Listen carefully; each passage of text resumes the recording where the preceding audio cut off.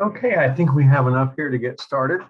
Today we're going to take a look at the appendicular skeleton of the body, and it won't take all that long.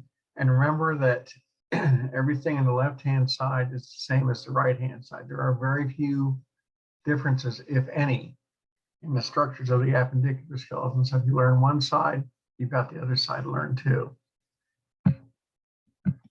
Any questions on anything before we get into this?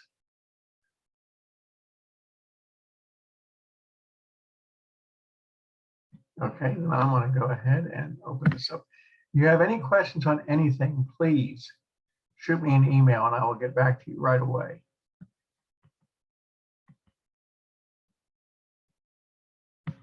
The appendicular skeleton. Okay, the appendicular skeleton is everything other than the skull, and the axial skeleton is the arms and legs, fingers and toes, hands and feet, the shoulder girdle, and the pelvic girdle. So we say that the pectoral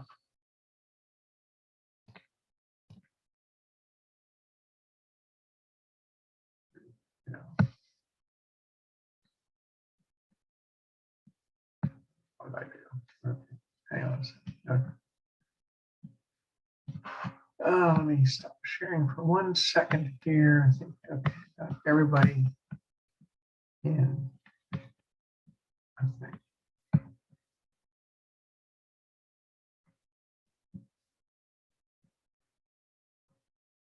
Okay, there we go. Won't leave anybody out. Let's try this again now.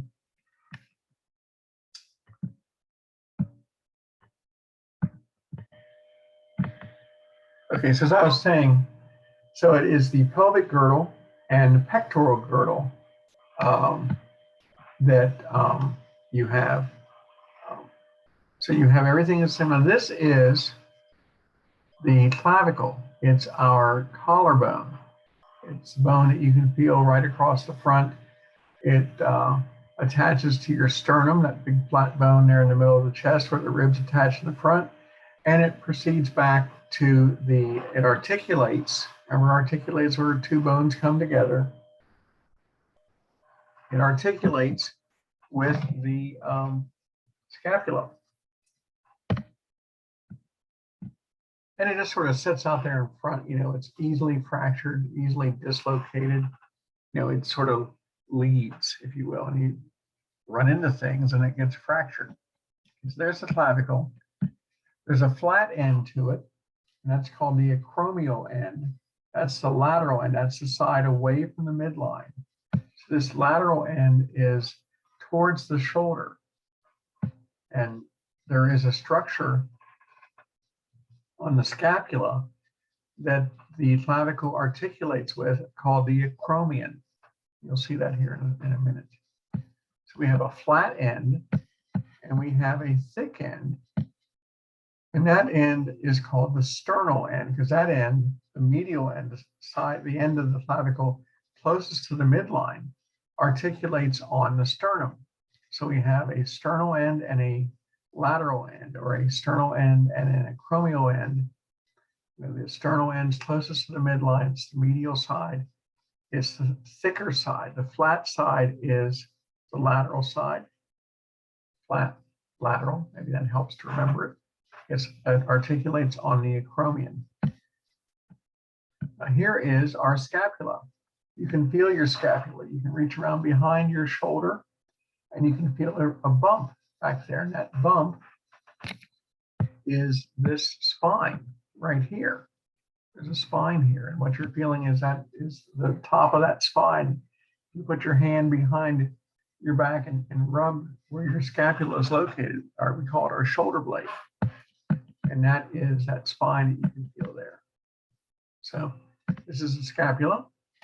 There's a big flat area here called a fossa. And the fossa is what's known as the infraspinous fossa. It is the flat area below the spine. That's the structure in here. Infra means below, spinous refers to the spine. That's this ridge right here is the spine. And the fossa is the flat area. This is the infraspinous fossa. That fossa up here is called the supraspinous fossa. It is the spine, it is the flat area above the spine. Remember, fossa means flat area. So this is the glenoid cavity. It's also called the glenoid fossa. That's where the head of the humerus articulates. It's essentially the socket, if you will, for the bone of the upper arm. We're at your shoulder, this former part of your shoulder. The glenoid cavity. It's not much of a cavity. It's not much of a socket. It's a very shallow depression. It's also called a fossa. The glenoid fossa also works here, but this is where the head of the humerus fits into the scapula. Of course, there's the spine. Now, this process that sticks out here is called the coracoid process. And directly behind that, or above it, is the acromion process. This is that flat process here that the flat end of the clavicle articulates with. The scapula and the clavicle come together at the acromial process right here, big flat area.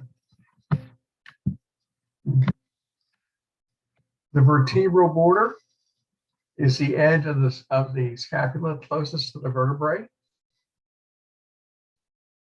Over here where the glenoid cavity is, that's on the top of your shoulder, on the outside structure. The glenoid cavity is on the lateral side. The vertebral border is closest to the midline. It's on the medial side. It's closest to your backbone. And there is the axillary or armpit side. Axilla refers to the area where your armpit is. That's the axilla. That's the axillary region. And so the side closest to the axillary region is the lateral border of your scapula. This pointy end down here is called the inferior angle. And if you have an inferior angle, you got to have a superior angle. And right there is a superior angle. Anytime you have an inferior anything, you got to have a superior to go with it. If you have a superior, you got to have an inferior to go with it. That's just the rules of anatomy.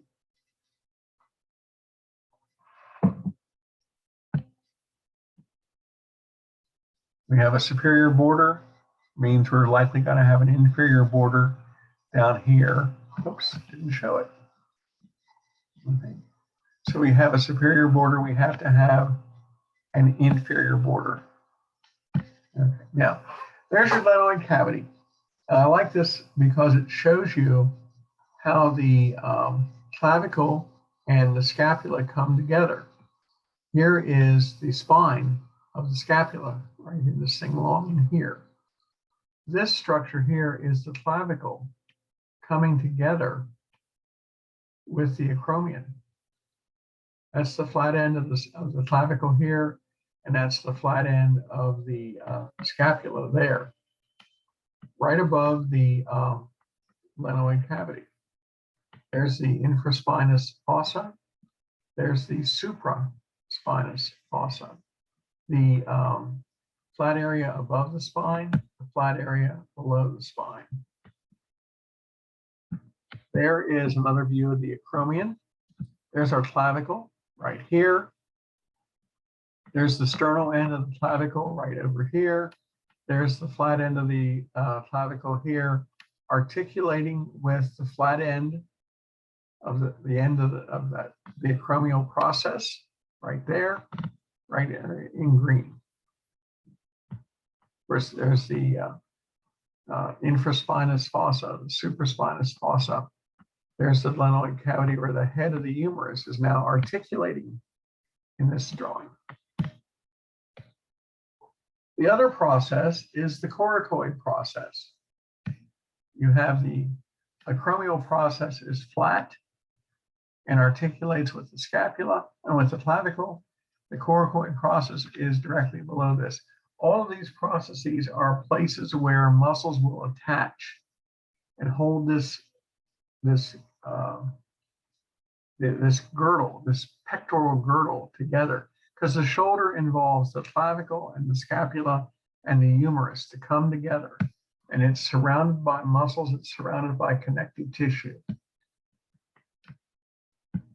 Now there is the supraspinous fossa, the flat area above the spine, because there's the spine right there. There's the infraspinous fossa down here below the spine. Glenoid cavity, the acromion process, the flat acromion, the coracoid process. Because the coracoid process isn't flat, so if it's flat, it's got to be the acromion. If it's not flat, it's got to be the coracoid. Supraspinous fossa up here, axillary border near the pointed on the armpit side, spine, infraspinous fossa below the spine, inferior spine, supraspinous notch. There's a notch right in the middle of this, right here. It is the notch above the spine, supraspinous, notch above the spine. Like the supraorbital notch above the orbit of the eye. Supra, again, is above. There's the supraspinous fossa above the spine, the flat area above the spine. The flat area here is below the spine. It is the infraspinous fossa. And the vertebral border next to the vertebrae. Another angle here. This is underneath. This is the side of the scapula that rests up on the ribs. It is the subscapular fossa, meaning the flat area underneath the scapula. The flat area underneath the scapula, the subscapular fossa. Again, you can see the notch, you can see the coracoid here and the acromion here, the glenoid cavities here, the vertebral border here, the axillary border here, side closest to the armpit. Suprascapular notch, superior angle, inferior angle, axillary border, medial border, coracoid, acromion, glenoid cavity, right there,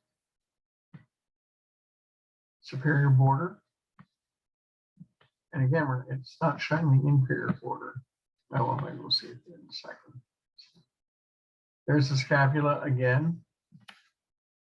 We're still looking at the underside of the scapula. This is the side of the scapula that rests up against the ribs. It's flat. There is no spine on the subscapular side, on the underside of the scapula. So we have this subscapular fossa filled with muscle. All these flat areas are filled with muscles. The subscapular fossa, the suprascapular notch, the superior angle, the inferior angle, the axillary border near the armpit. The axillary border is on the same side as the glenoid cavity. It's an easy way to remember that. The glenoid cavity, the socket, if you will, is on the axillary border is on the same side as that. That means the medial border is on the opposite side.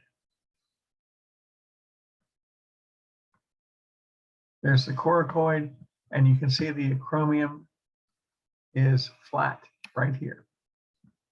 It's a flat structure. It's the acromion process. The glenoid cavity. Okay, so that is the scapula.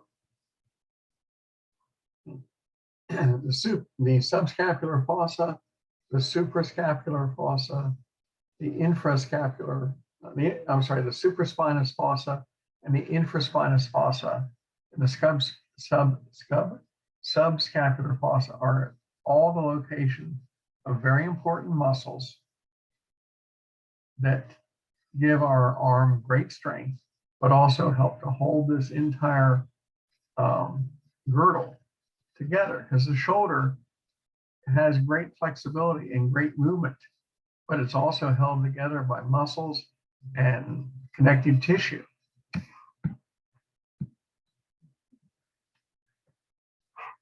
Now, the upper arm bone is the humerus. The upper arm bone is the humerus, and we're looking at a couple of structures on here. First of all, there is a structure here called the medial epicondyle. Last week I told you on the skull there were condyles. The occipital condyles are what the skull uses to sit on top of the vertebral column. Where the occipital condyles are those bulges of bone, those processes that extend in a superior inferior position up and down, if you will, on either side of the foramen magnum. So you can a condyle has a superior inferior position up and down. Epicondyles have a medial lateral position. So if you have a medial epicondyle, you're going to have a lateral epicondyle. So you can have, if you have medial, you got to have lateral. And we'll see later on that on the femur, we have both condyles and epicondyles. But here on the humerus, we only have epicondyles. They extend on a medial and lateral side. There's the medial epicondyle. There is the lateral epicondyle. How do you tell which is which? Well, look at the humerus. There's the head of the humerus. The head of the humerus is always the medial side, because the head of the humerus has to articulate in the glenoid cavity. So it's always on the medial side.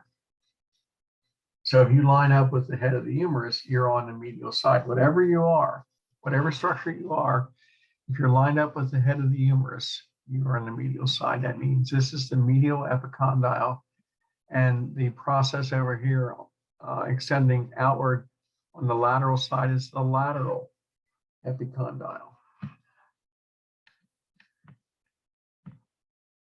Now, right next to the medial epicondyle is like a circular ring of bone called the trochlea. And directly below the trochlea, closer to the lateral epicondyle, is what's known as the capitulum. There it is, the capitulum right there. That is the capitulum. You'll see how they fit together with the forearm to help create the elbow.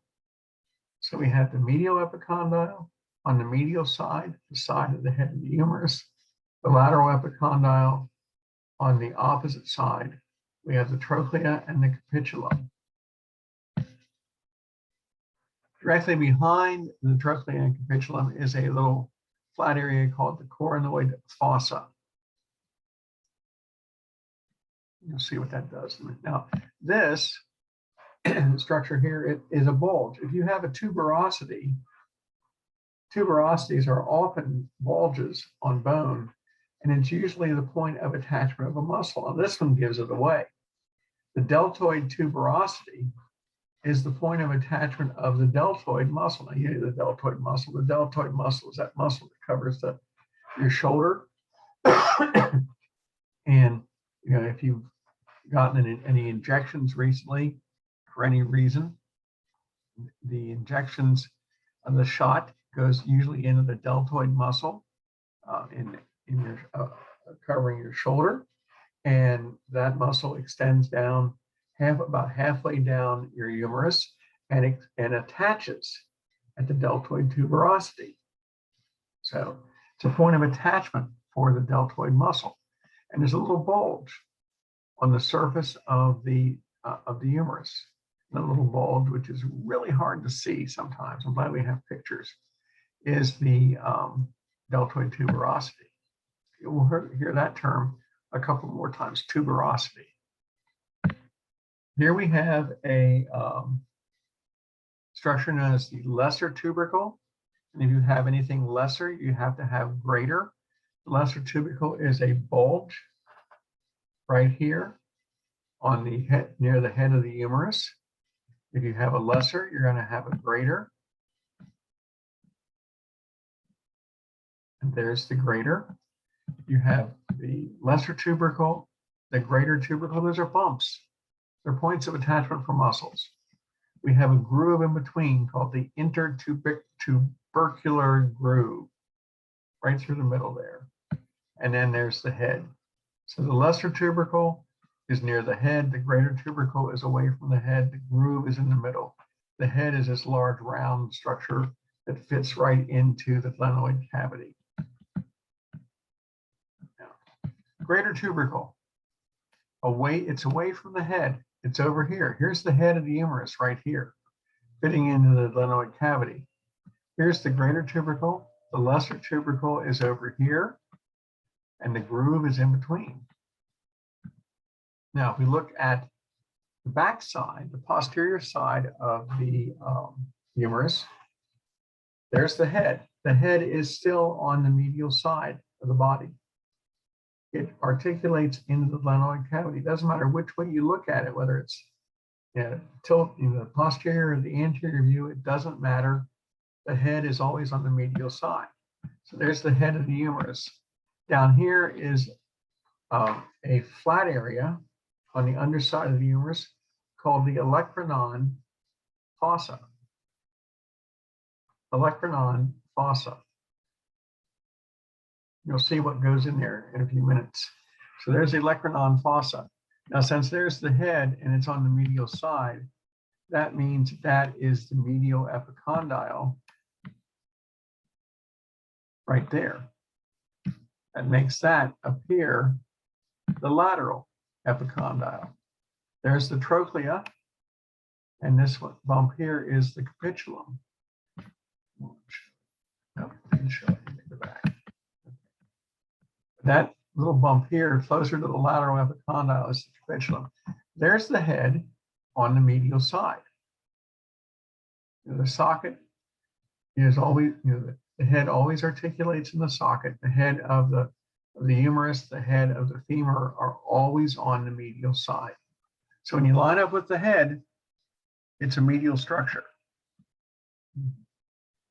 Again, there's the medial epicondyle. There and there. They're lined up directly with the head. There's the head. There's the head. Doesn't matter if it's the anterior view or the posterior view.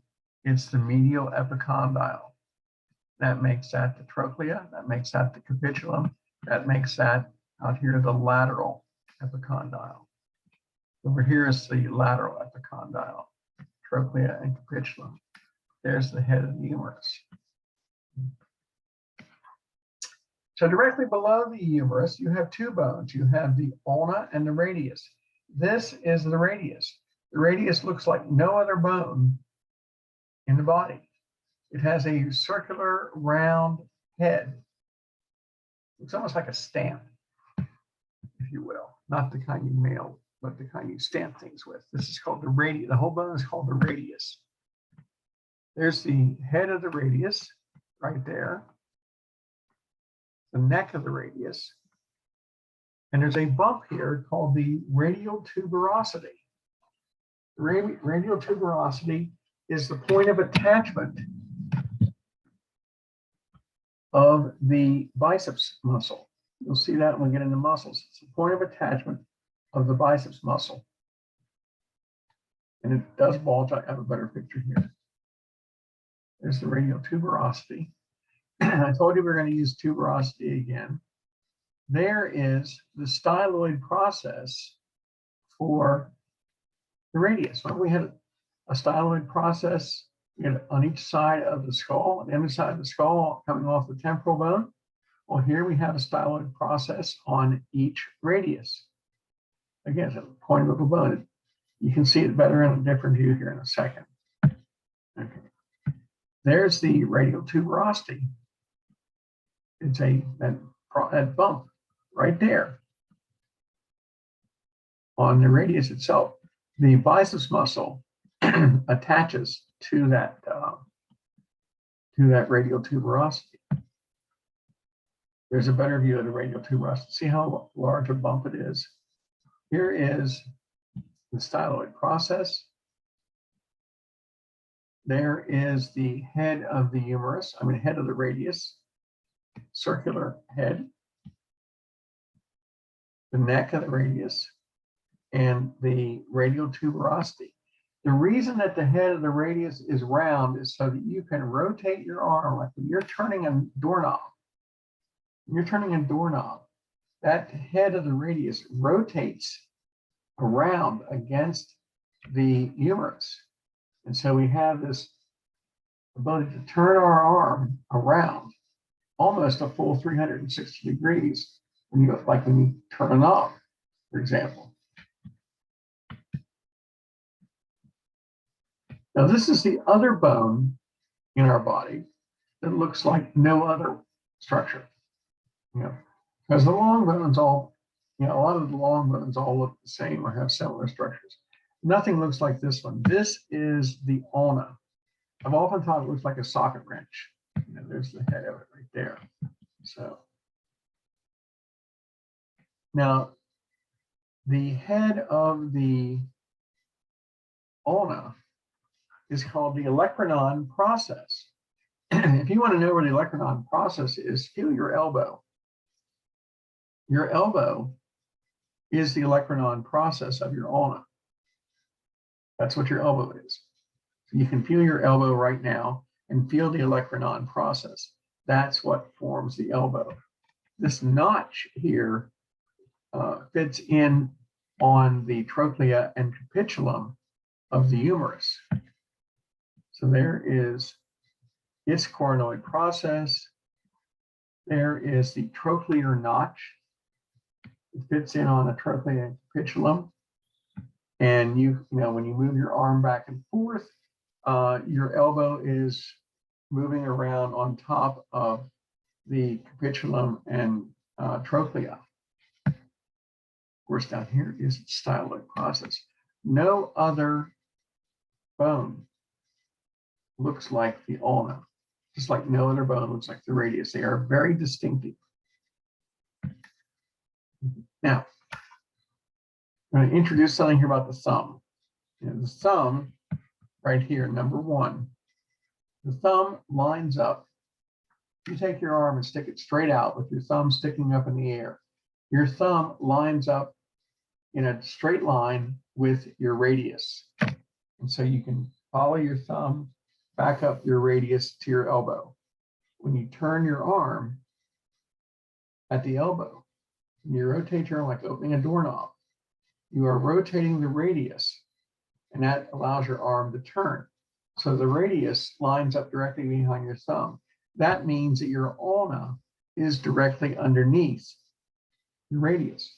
So if you can find your thumb on each arm, you know where your radius is located, you know where your ulna is located, and then that tells you where your humerus is located, because the humerus is the bone of your of the upper arm, directly above the ulna and radius. Your elbow is the olecranon process. That's the head of the ulna. You can't feel the round head of your radius, but that's what allows you to turn your arm in this circular pattern. So just by finding your thumb, you've now been able to identify not only your thumb, but 3 other bones. Plus, you also know where your elbow, what your elbow is and where it's located. We've all known where our elbow is. When we were kids, we always fell down on our elbows and hurt ourselves. But the elbow is the olecranon process, and you can feel that.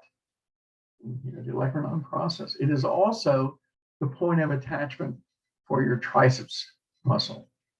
So your bicep attaches on the radial tuberosity, the triceps attaches on the olecranon process. All this you know by knowing where your thumb is. If you've got your thumb lines up with your radius. Directly underneath the radius is the ulna. At the end of the ulna is your elbow. The elbow articulates on the trochlea and capitulum of the humerus. Now you know where your humerus is located. So now you've got your elbow and your humerus and your trochlea and your capitulum and your ulna and your radius and your thumb. So when we get into A&P2, you'll also learn that if you can find your thumb, you can find your radius.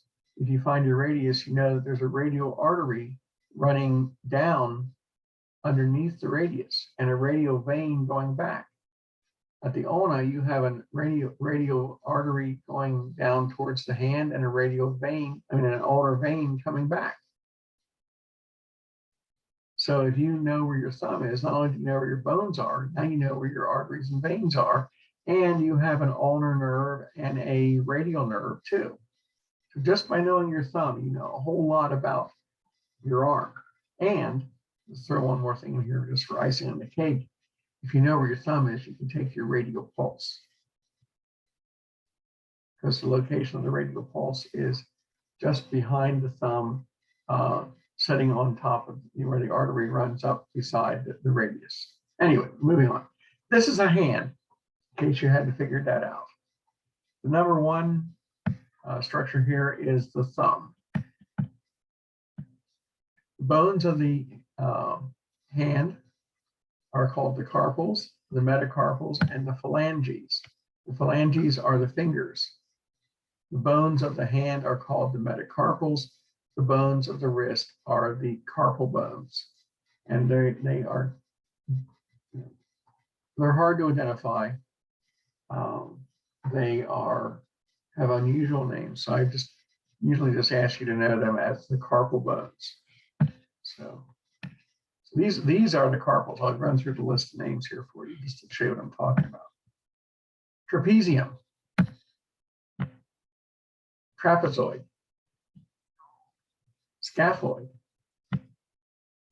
capitate, and there's no decapitate. I always thought there should have been, if it's a capitate, there should have been a decapitate, but there isn't. Hamate, lunate, triquetral, and pisiform. That's its name, pisiform. So those are all the bones of the wrist, and there are about 8 of them. And I usually don't make anybody learn them. I just remember that they are the carpal bones because they have such unusual names. Anyway, the carpal bones and the metacarpals and the phalanges. In the foot, they're called the tarsal bones, the metatarsals, and the phalanges. So there's another advantage you get. Phalanges are phalanges. And there are 5 metacarpals and 5 phalanges. Okay, let's take a look here at the pelvic girdle. The pelvic girdle is the junction of the end of the spinal column and the hip bones and the head of the femur. So this is a female pelvis. You can tell the difference between a male pelvis and a female pelvis by the shape of the openings here. First of all, the first bone that you see is the ilium. It is the largest of the bones of the pelvis, large flat bone, sort of almost like a wing shape here, the ilium. And the top of the ilium is the iliac crest. You can feel the iliac crest if you place your hand on your side, right about the level of your pocket. You can feel that ridge line across your hip. And you kind of find your pocket near the top of the pocket and come straight back along the side. You can feel a ridge, and that ridge is the iliac crest. That is the top of the ilium. This bone here is the end. It is the next to last bone in the spinal column. That is the sacrum. It consists of 5 fused vertebrae. Directly below that, we have the coccyx, a tailbone consisting of 3 fused vertebrae. It's sort of like a rattlesnake tail, doesn't it? So there's the coccyx right there. Now, in the front of the pelvis, we have one of 3 bones called this. We have 3 bones that make up the pelvis. This is called the pubic bone or pubis, here and here in purple. Behind them are the ischium. They complete the structure here in the front.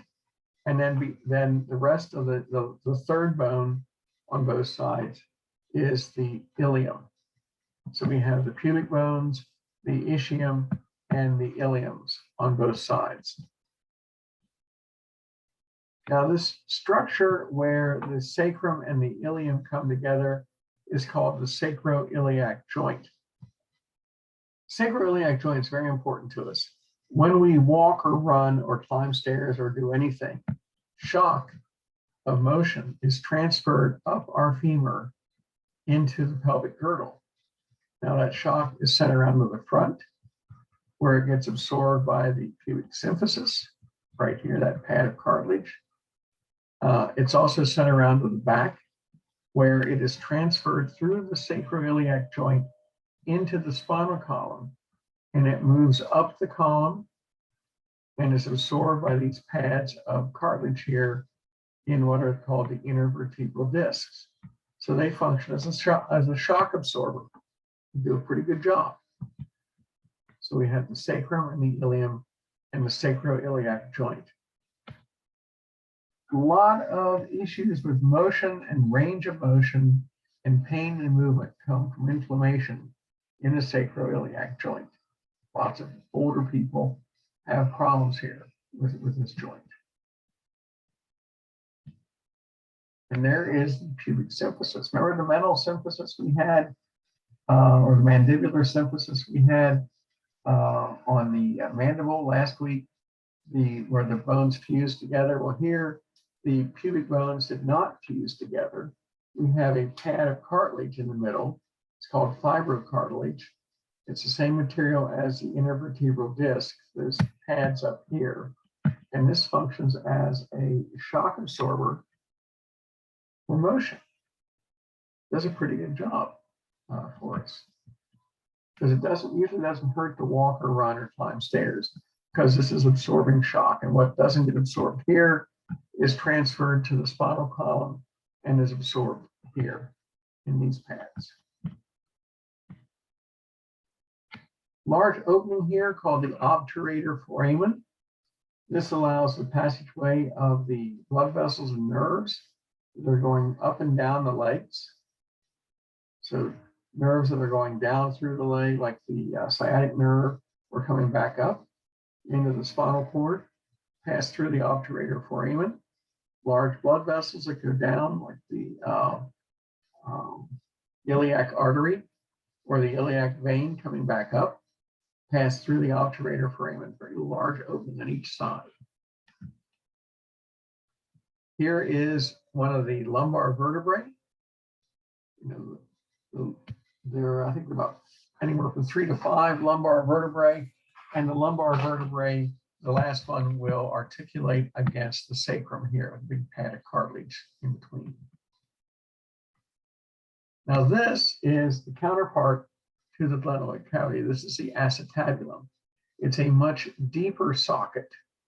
The head of the femur, the largest bone in the body, the bone of the upper leg, bone of our thigh bone, if you will. The head of the femur articulates into the acetabulum.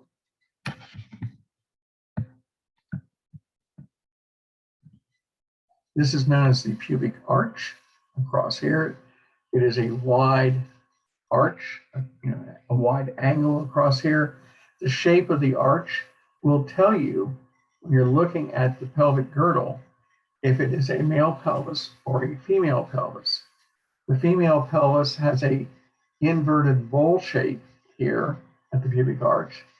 The male pelvis will have a pyramid shaped, a narrow pyramid shaped opening, because the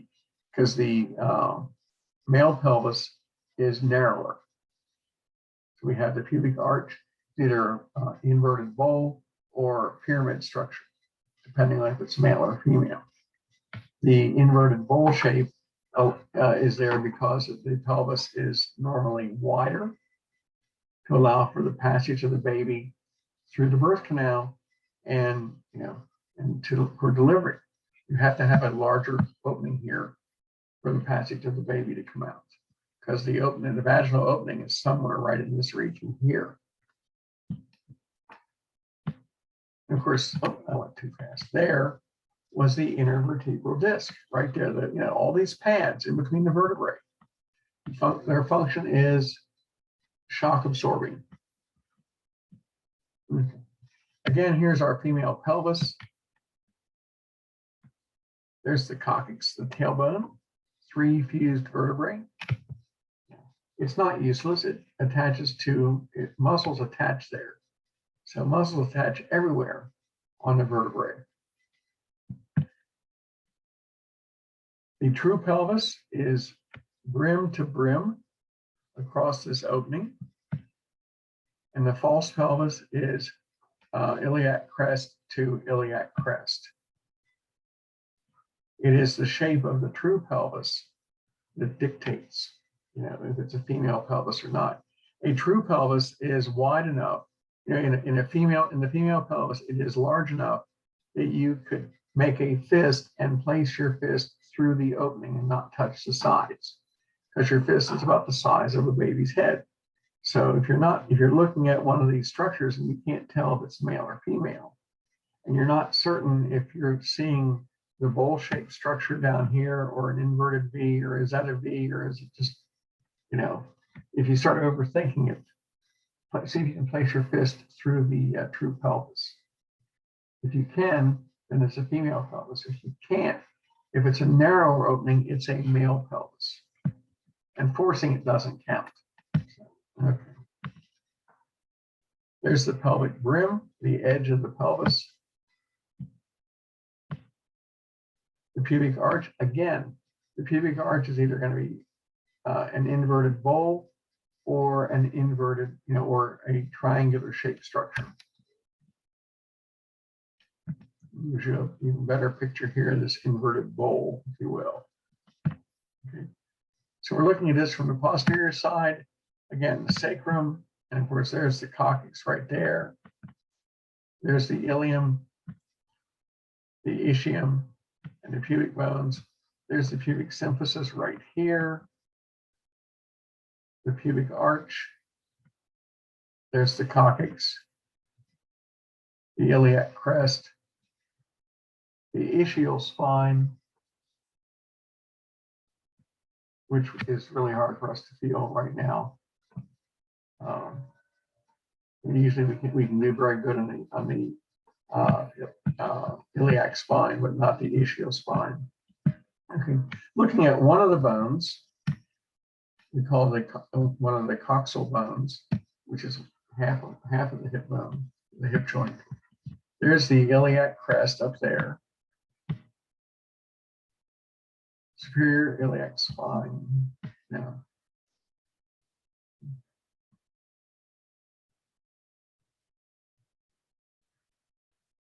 the acetabulum, where the head of the humerus articulates the pubic bone, there is the obturator foramen, the ischium. There's an ischial tuberosity. Trying to get to the most important thing here. And here is the sciatic, the greater sciatic notch. Through this notch passes the sciatic nerve coming down off of the spinal cord. The sciatic nerve, joins with the spinal cord and sends signals up and back and forth here. The sciatic nerve is about arguably the longest and largest nerve in our body. It goes from the spinal cord down behind our knee all the way to our great toe. It's about the size of your thumb, consists of thousands and thousands and thousands of individual axons, and it passes right through the sciatic notch right there and extends, it can be 3 or 4 feet in length. And then below that is the lesser sciatic notch, which is another branch of it joins it. There's the acetabulum right there. It's where the head of the humerus fits in. The head of the humerus, just like the head of the femur, is always on the medial side of that bone. If you find anything on the same side as the head of the femur, is on the medial side of that structure.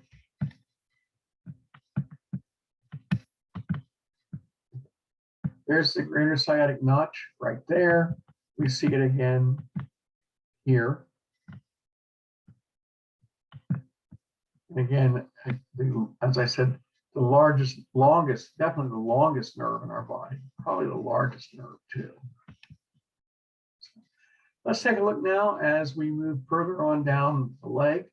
Here we see the knee joint. The knee joint is the most complicated joint in our bodies. It consists of the femur, the patella, which is the kneecap, the tibia, which is your shin bone, if you will. It is the bone of your calf bone. It is probably the second largest bone in your body, right behind the femur. And then next to that is the most useless bone in our body, the fibula. This little skinny bone here is the fibula because it doesn't do anything. It's not load bearing. It doesn't bear any weight. It doesn't do anything for us except get broken. Because when you break your leg, if you're skiing, you break your leg, the most common broken leg is a fracture of the tibia. Right, fibula right here. Okay. There's the femur. There is the patella, the kneecap. It's one of those unusual shaped bones. We call them sesamoid bones because it's shaped like a sesame seed. Here we have the fibula, and next to that is the tibia. When I used to give this test on ground, I would have a word bank because I got tired of seeing misspelled words and trying to figure out what they meant. Fibula was one of the classic ones. The fibula was often written as the fibia, and the tibia was often written as the tibula. And I sort of figured out what you meant, but it's a whole lot easier. It was a whole lot easier to use a word bank than to try and guess what the spelling was. And of course, I do miss some of those unusual spellings. But anyway, your lab test will also have, it won't have a word bank, but it's multiple choice. So in a sense, you have a word bank. Okay. So let's take a look now at all the bones that come down to form the most complex joint in the body. Here is the femur, the largest bone in your body. There's the head of the femur right there. Here is the neck of the femur. When someone breaks their hip, when grandma falls down on a trips over a throw rug and breaks her hip, what she breaks is the neck of the femur. It snaps. usually because osteoporosis has eaten away the bone underneath the outer covering. And all you have is a hard shell with nothing underneath. So most hip fractures are really a fracture here of the neck of the femur. It's the most common type of hip fracture we encounter. And lots of older people that break their hip are actually breaking the neck of the femur. There is the greater trochanter, which is the sort of the counterpart to the greater tubercle in the humerus. And if you have a greater, you got to have a lesser. And sure enough, there is the lesser trochanter. These are points of attachment for lots of muscles. And there is a line in between the two trochanters called the intertrochanteric line. At the opposite end of the femur, you have some condyles and some epicondyles. You have a medial epicondyle. You know it's the medial because it lines up with the head. The head of the humerus, the head of the femur are always on the medial side. So anything that lines up with the head or on the same side of the head is the medial. This is the medial epicondyle, which means this is the lateral epicondyle over here, right there, the lateral epicondyle. Well, in this case, we also have condyles. You see it here. This is the end of the, this is the posterior end of the femur. This is the superior end of the femur right here with the head and trochanters and stuff. So let's show you what we got. Distal end, proximal end. There's the head of the femur. Here's the neck of the femur right here. Imagine that with nothing underneath, just a thin shell of bone, and that's all. This is the greater trochanter. The greater trochanter, like the greater tubercle, is on the opposite side of the head. The lesser tubercle on the humerus, the lesser trochanter on the femur are on the medial side. So this is the lesser trochanter here. Here we have an intertrochanteric crest instead of a line. Now, if we look at the distal end of the femur, we have the medial condyle. Now, this is the condyle. Remember, a condyle is a process that goes superior and inferior, or anterior and posterior, up and down, if you will. So this is like the occipital condyles. Here is the medial condyle. It lines up on the same side as the head. That means this is the medial epicondyle that sticks out down here. This is the lateral condyle there. And sticking out on the side is the lateral epicondyle. Remember, the epicondyles are medial and lateral. They stick out to the sides. On the medial side and the lateral side, the epicondyles stick out. The condyles are up and down. They're on the medial and lateral side, but they are up and down. They don't stick out to the sides. So on your femur, at the distal end, the large distal end here, you have these lateral and medial condyles.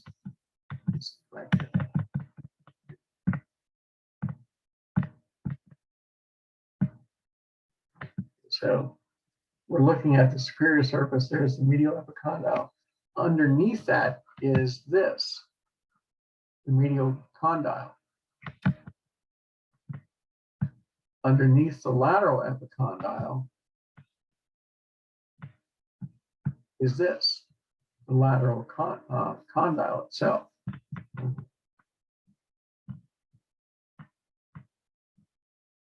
Medial condyle, lateral condyle. Sticking out to the side is lateral epicondyle. Sticking out to the side is the medial epicondyle. And there's a fossa in between here. Now this is the, as I said, this is the most useless bone in our bodies. This is the fibula. Here's the head of the fibula where it articulates against the head of the tibia. And at its distal end, we have a structure known as the lateral malleolus. If you want to feel your lateral malleolus, put your hand down on the outside of your ankle, on the lateral side of your ankle.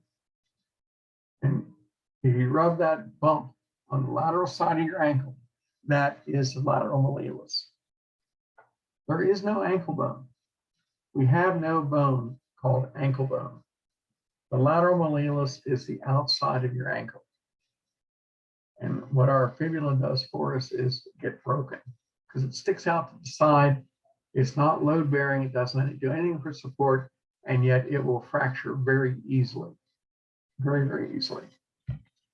Head, lateral malleolus, right there. And I will tell you, if we were on the ground and I gave you a fibula to look at, you would be hard pressed to tell which end is which, because they both ends of it look similar. Very challenging as to which is which. So usually when I give an exam like this on the ground, I would have the fibula labeled on the skeleton so you can at least see which end is which. Because if you have the fibula by itself, it's very challenging to see. Okay. There is our tibia. Our tibia, the second largest bone in the body, has a sharp edge. If you run your hand down across the surface of your leg, there's a sharp edge to it. The shin bone, we call it our shin bone. It's what we use to identify sharp objects in the dark with when we walk into them. That sharp edge is called the anterior crest of the tibia. It's highlighted with that blue line, a green line there. That is the landmark for us, because we'll see when we get into muscles that we have muscles that are found on either side of this, on the medial and lateral side of this. But that is the anterior crest of our tibia. You can feel that sharp edge very easily. Now, here's another, take a look at the tibia here. There is the medial malleolus. Now, if you had a lateral malleolus, it made sense that you have a medial. If you want to find your medial, rub the inside of your ankle on the medial surface. And that's where the medial malleolus is. That's the other side of what we call the ankle bone. But there is no ankle bone. There's a lateral malleolus and a medial malleolus. The lateral is contributed by the fibula. The medial is contributed by the tibia, right there on the medial side. The tibia has a medial and a lateral condyle there and there. And there's big pads of cartilage that set on top of that so that the end of the femur can rest on the tibia. And so we have medial and lateral menisci. These pads of cartilage are called the meniscus. And these menisci sit on top of the medial and lateral condyle of the tibia. There's the anterior crest, great landmark. Everybody can find that sharp edge on their tibia, on their lower leg. That's the anterior crest of the tibia. Again, it's what we use to identify things at night in the dark when we walk into them. There is a tuberosity on here called the tibial tuberosity. It is a bulge just below the head and just above the anterior crest. And again, here is this is what let me go back up here. This is these are the condyles here, and there's a little thing called the intercondylar eminence here. So, okay. The foot. This is the right foot. We are looking at the right foot, and we see 1, 2, 3, 4, 5 bones here. These first five sets of bones are called the phalanges, just like on the hand. These bones here are called the metatarsals. There are 5 of them. And then behind that are the 5 tarsal bones. Now here, since they're larger and 3 of them share the same name, I will ask you to learn their names, particularly, well, actually there's 7 of them, but you'll see why here in a second. Okay, so this one is called the medial cuneiform. It's right behind metatarsal 1. These are the tarsal bones. We have the intermediate cuneiform right behind metatarsal number 2. We have the lateral cuneiform behind number 3. Okay, so we have the cuneiforms. We also have the navicular behind the first 2. The navicular bone is right behind the medial and intermediate cuneiform, and then out here we have the cuboid bone directly behind the metatarsal 4 and 5. But the other bones here that are very, very important to us are the talus and the calcaneus. Talus and the calcaneus. See, here, what we're looking at here is the talus and calcaneus. Okay, so yeah, we can see there is the medial cuneiform. There is the intermediate cuneiform, because looking at it from the side. Here is the navicular right there. But here and here, there's the talus. And this is the calcaneus. The calcaneus is the heel of our foot that the Achilles tendon attaches to. The Achilles tendon, which allows us to raise our heel, pulls on the calcaneus, raises our foot up so we can take a step. The talus is the bone that the tibia and the fibula set on either side of. The tibia is on the medial side, the fibula is on the lateral side, and they come down on either side of the talus. And that's what we call the ankle, even though there really is no ankle bone. And we usually don't break our ankles. We usually end up spraining our ankles. That's a whole other story. We'll talk about that when we get into joints and articulations. We'll talk about that next week. So, yeah. And there's the cuboid in the back. So we have the medial, intermediate, and lateral cuneiforms. We have the navicular, we have the cuboid, but most importantly, we have the calcaneus, the heel bone, and the talus, which will sit in between the fibula and the tibia. And that is the appendicular skeleton. Okay. So any questions on that?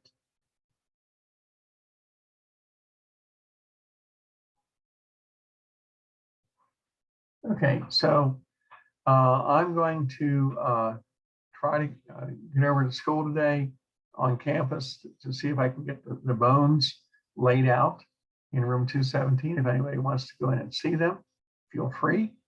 And I'll let you know if that's going to work or not. So if anybody has any questions, that's great. If you think of it later, shoot me an email, and I'll be more than happy to answer your question. There is a separate bone test. This is going to be, I'll write it here for you.